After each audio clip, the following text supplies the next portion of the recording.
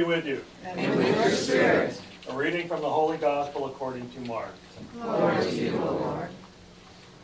As Jesus was leaving Jericho with his disciples and a sizable crowd, Bartimaeus, a blind man, the son of Timaeus, sat at the roadside begging. On hearing that it was Jesus of Nazareth, he began to cry out and say, "Jesus, Son of David, have pity on me." And many rebuked him, telling him to be silent. But he kept calling out all the more, "Son of David, have pity on me." Jesus stopped and said, "Call him." So they called the blind man, saying to him, "Take courage, get up, Jesus is calling you." He threw aside his cloak, sprang up, and came to Jesus. Jesus said to him in reply, "What do you want me to do for you?" The blind man replied to him, "Master, I want to see." Jesus told him, "Go your way. Your faith has saved you." Immediately he received his sight and followed him on the way. The Gospel of the Lord. Praise to you, Lord Jesus Christ.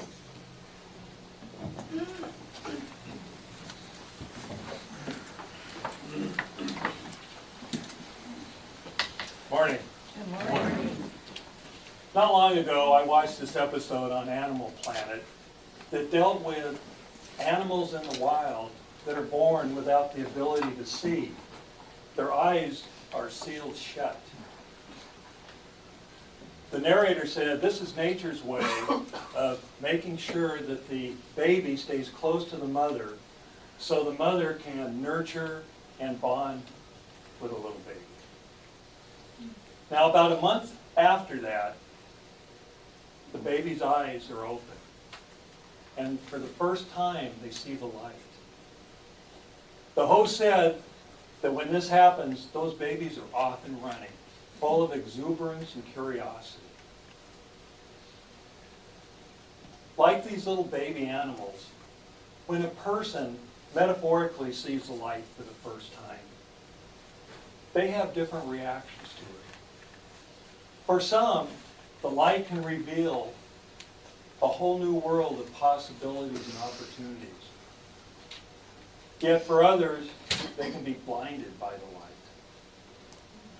What this reminds me of is movie stars and sports figures. They go overnight almost from being just ordinary people to superstars. Many of them can handle this transition in a positive manner, but some, unfortunately, go in a downward spiral when they're blinded by the light of their newfound success. In the first reading today, we hear how the Israelites have just been given their freedom from Babylonian captivity. Jeremiah tells them that the Lord has delivered them from exile and he will guide them to the promised land. Now it's interesting that Jeremiah uses the word guide. For as we know, light is a very effective way of guiding people, especially out of darkness. When I used to scuba dive, I did a lot of night diving for lobster. When I would get just a few feet underwater, it was pitch black. The only thing I had was my little dive light that cast a 4-inch beam of light for about 20 feet. When I was under the water, that was the entire world that I could see at that time. It was a very dark and forbidding place. Now, I wasn't physically blind, but the world that I could see down there was very small and confining. The next morning, I would dive in the exact same spot, and this time I had the sun to light up the entire ocean. And instead of being forbidding like it was the night before, it was a thing of beauty. Colorful fish, kelp beds, the beautiful landscape of the sea floor. So going back to the first reading, when the Israelites were in captivity, they too weren't physically blind, but the world that they knew then that they could see was also a very small, confining, and a hostile place.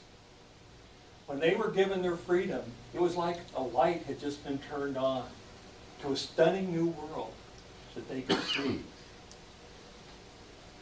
So the important thing is, the question is, what do we do when we discover that light? A few weeks ago, Jane and I had our granddaughter visiting with us. One day, she found our flashlight and figured out how to turn it on. And she had so much fun. She was flashing on the wall, on the ceilings. And one thing we did was we took her down the dark hallway and showed her how to navigate her way down the dark hallway with the light. Well, a few days later, she was playing with the flashlight, only this time she took the flashlight and turned it in and looked directly into it. Well, we could tell that she was temporarily blinded and disoriented. A few minutes later, her eyesight returned to normal. And, she kept playing with the light, on the walls, on the ceiling, and she loved to still go down the hallway with that light. But from that day on, she never once again looked directly into that light. In the gospel reading, we hear about a man that's a blind man that's on the side of the road begging. When he hears that Jesus is coming, he starts yelling for him. The crowd tells him, be quiet. But that just makes him yell louder. When Jesus calls out to him, the crowd then encourages him to get up and go to Jesus. When Jesus heals the man because of his faith, immediately the man can see. His eyes are open for the first time to the light. Not only physically, but spiritually. And what does the man do? What does he choose to do? He chooses to become a follower of Christ. We too have made a choice, all of us. When we invited God into our lives, we were cast in a new light. It was a glow of being one of God's children. It wasn't a harsh light. It was a soft glow of God wrapping his arms around us, showing us the way like a loving parent. So today, when we come forward to receive the body and blood of Christ, let's silently in our hearts give thanks and praise to God for sharing his light with us that guides us on our journey. Please stand.